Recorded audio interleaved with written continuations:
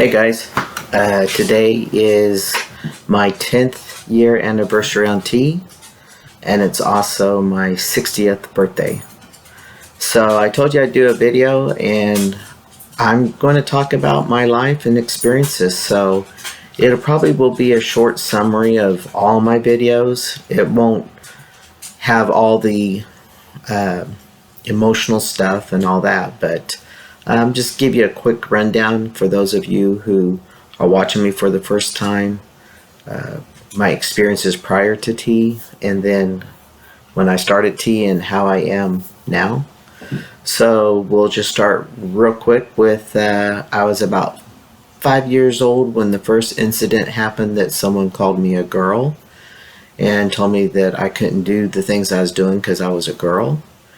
And I never saw that. My parents, I'm the oldest of 5, and they allowed us to express ourselves freely with no restrictions or boundaries or anything like that.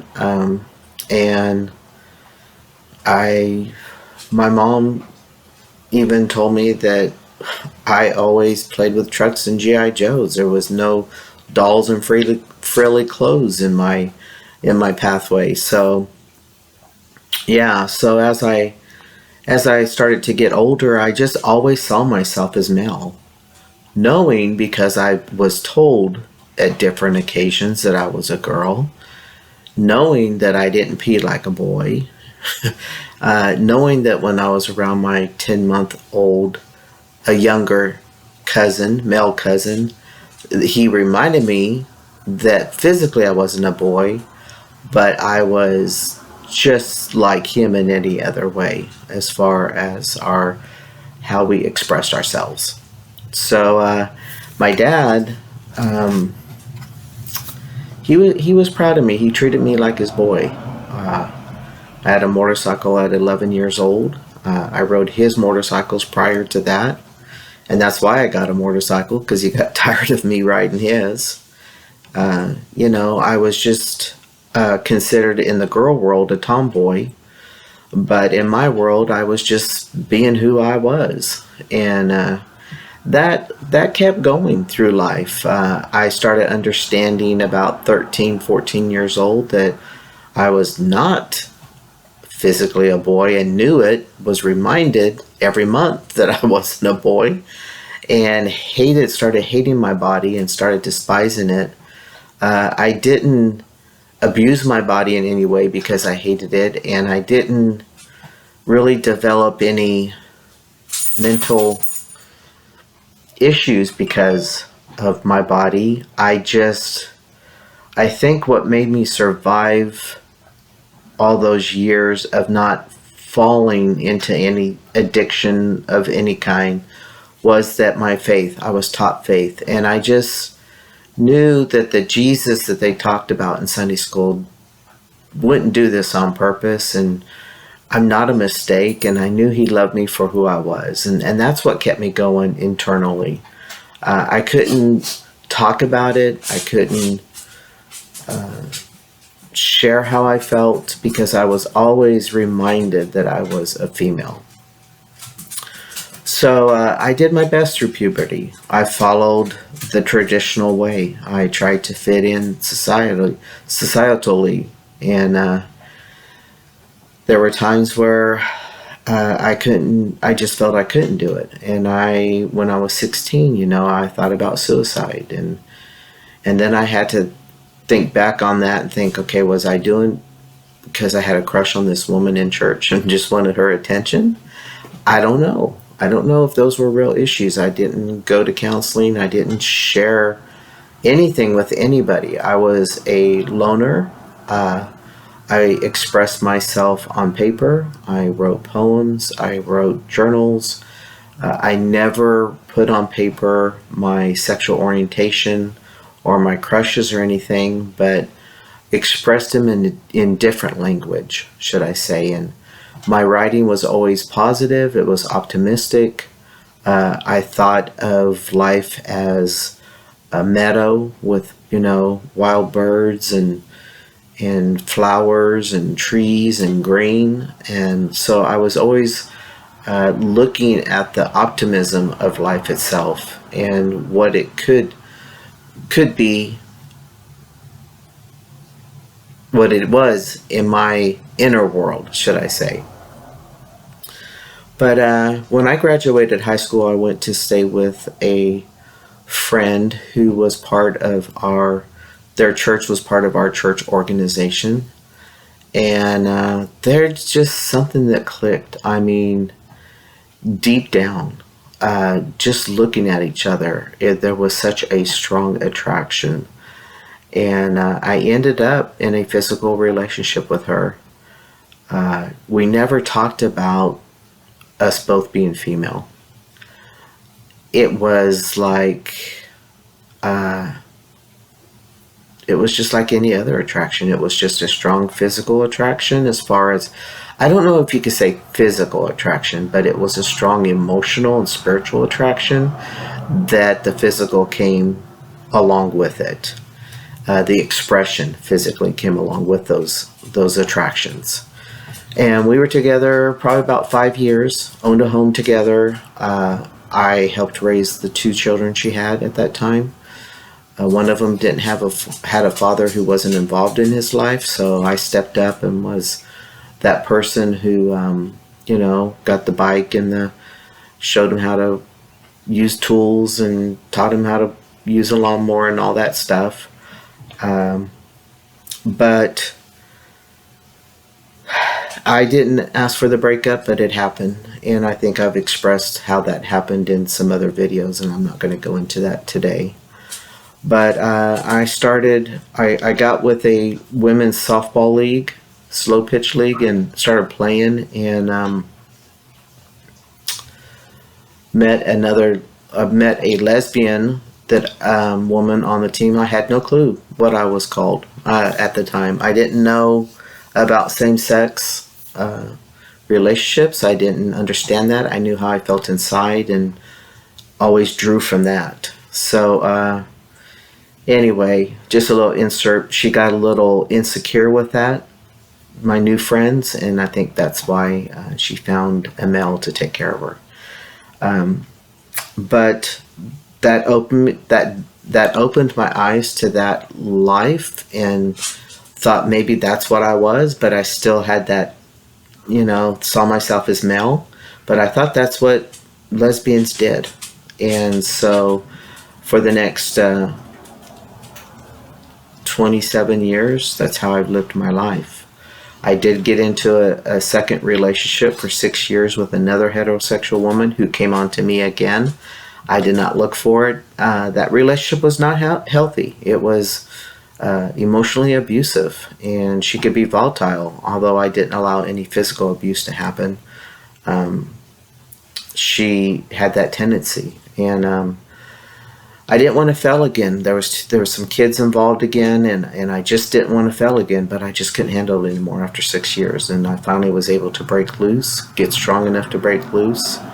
And I kind of fumbled through some relationships here and there, but I did experience a relationship with a bisexual woman who saw me for male, pointed out to me that she thought I was male inside, and that she didn't know if there was a name for it, but she said, you have a lot of male characteristics and tendencies, and she could see that in me. And I came out to her. I told her how I felt, how I've always felt, and that no one's ever saw that in me.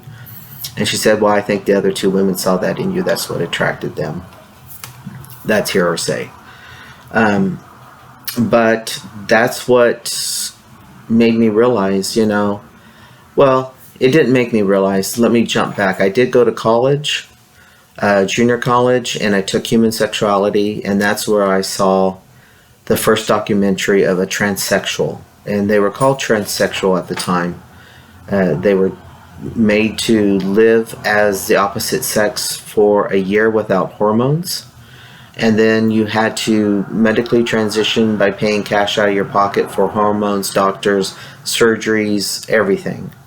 And I saw the life of this person, and how on one hand he was happy, and on the other hand he lost everything because of it.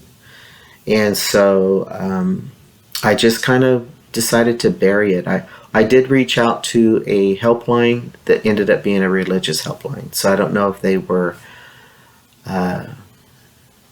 falsely portraying the helpline for people like that to get them into the religious thing. But yeah, that was not for me. So what I did is I closed it down.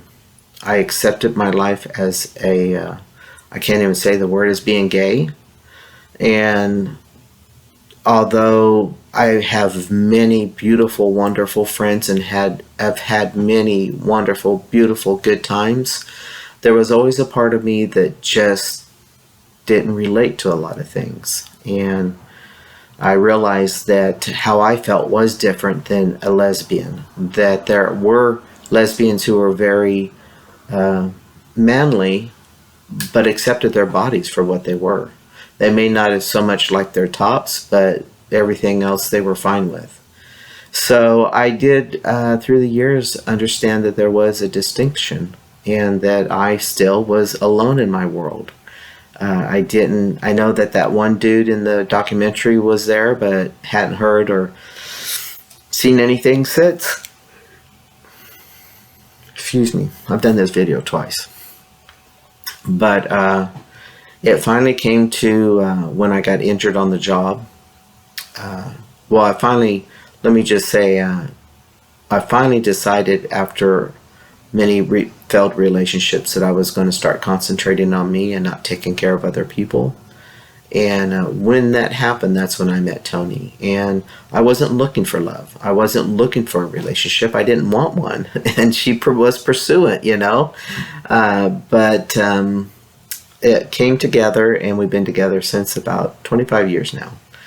And so when I got injured on the job, and I will say I'm thankful that I did not turn to drug addiction or drugs for help to ease the pain, and I did not turn to alcohol because of my father being an alcoholic to ease the pain at an early age. Now I will say when the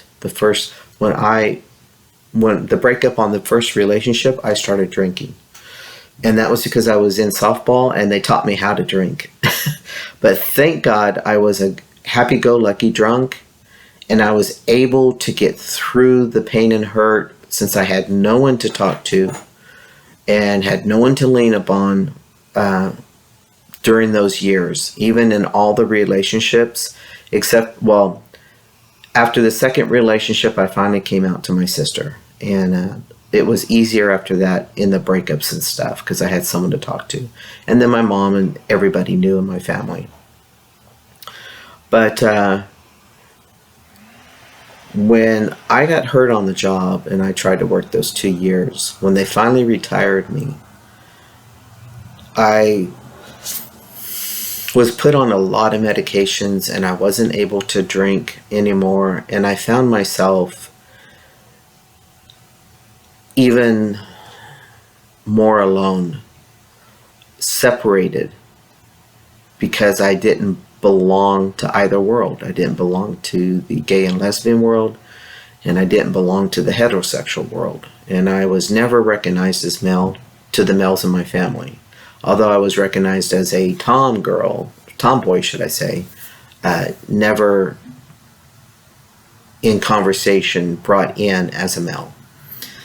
I started feeling just so... I had a hard time getting into the party because I wasn't drinking. And that's what helped me survive all those get-togethers and all those parties and dancing and two-stepping and all that stuff that I did. And I had a good friend of mine at the time come to me who was a nurse and said, I think maybe you're going through a depression. So I did seek help. I told her I would, and I did meet with a counselor of the community, a psychologist, and we discussed it. And in the first meeting, she told me you have gender identity, and I was like, what is that? And she started explaining. I was like, oh yeah. And then I watched Jazz Bono and said, yeah, it clicked, the light bulb clicked. And understood it even more when I read his book and everything he went through. And so talked it over with Tony. Tony was very supportive, told me she would not stand in my way to be my authentic self 100%. And so within 3 months, I had my first shot of testosterone, and the journey has been different. I will let you know, if you're watching me for the first time, that when you first start transitioning, we all, whether we're male or female, we want changes immediately. We want to see that person in the mirror that we've been knowing we were, all our life. And I think that's one of the most up and down part of transitioning, is that changes come, and some faster than others and some slower than others, and we tend to compare ourselves with other people and all that. But your journey is your journey, your body is your body. And I think that not only physical changes are happening, but we also have to change emotionally with our new life. We have to understand our voices change, they project more. If we have any anger in it, issues, they're still going to be there. Transitioning does not cure all issues, that there are deep-rooted trauma issues that happen to us all that may affect our adult lives, and we still have to continue to get help on those things. Testosterone for me made me quicker to road rage, and I've had to really reel that in, and it hasn't been until just this last year that I've really been able just to kind of take a deep breath before I go out on the road, and understand that these people are in a hurry. They have no respect. They crowd. They know the road's closing. They hurry up and try to crowd. And I used to fly off the roof about that. And I just had to tell myself, you're in no hurry. You need to go to the store. Just take it as it comes. I really, really have to work on that. So I'm really stressing that. But there's a lot of emotional changes that go along with it. Sometimes our families are not on board. My family was on board, but I still think there's some issues with it. But for overall, my family's been good. And I think they tolerate me instead of, really agreeing. Because, I don't know if anybody can really understand unless you're walking in our shoes. And I think that's something we should understand about other people. They are not walking in our shoes. So this acceptance and expectation of acceptance really should be reeled in, and just know that if your family opens their arms, then what a great family. And they love you unconditionally. If you've got a family that's been in the religious world for decades, you're going to probably have issues, and you may even have rejection. I know in the very beginning there was not blatant rejection, but there was, I don't understand you, I don't know if I agree with this, but I love you kind of thing. And I think just by leading by example and just not putting it in their face all the time, just being myself, I think slowly they've kind of just said, hey, well, there's no harm. I mean, it is his journey, not ours. So I think they've, for the most part, realized that I'm still the same person. I just look different, and my name's different. But yeah, so that's kind of me at 60 years old. And what do I see from here on? Well, I truly feel blessed. Our new home, our property, our animals, all the projects, as you can see, I haven't even hung the doors. We still got 5 doors to hang. I haven't finished the details on all the rooms and the crown molding and the baseboards. I've got to paint and caulk and So there's a lot still to do, and there always will be something to do. And even if I didn't have property, I'd find something to do because I'm retired. I got to do something, you know. Um, but I feel blessed, and to have this opportunity to share my story and be in my sixth decade now and feel like I've gotten better as an individual, that I've learned from experiences. And although I am human and I will make mistakes, my goal and my hope is to continue to just grow and look at the other side of the story and other angles, and understand that we all don't think alike, and we all don't feel alike, and we all don't look alike. And so we are of a human race that is of individualism. I think a lot of society forgets that and puts these pressures on us, regardless of who we are, what we are, where we came from, what color of our skin is. If you don't follow a certain suit, then something's wrong with you, and a lot of people think they have the right to judge that. And you may find that in your life, but for me, I had to really back off during this Trumpism, and it still is very heavily populated around here. I live in a community that's very Trumpism, and I have to tell myself, instead of reacting to their stupidity, I'm just going to pray and have hope, as I always have in my own life, for them, that they come to terms with stuff. And there are going to be people that will die like this. And it's sad. It's sad that there are humans who feel that they have the right to control and dictate what other humans should and should not be doing in their lives. But I'm going to leave you with this. 60 isn't bad. It's just another day. And if you can change something about you don't like, do it. Work at it. And just remember, if there's something you don't like about somebody else, the only thing you can change is how you react to that. So take it one day at a time. Always make your journey as simple as possible. And take care. And remember, we are blessed. We have another day to make changes.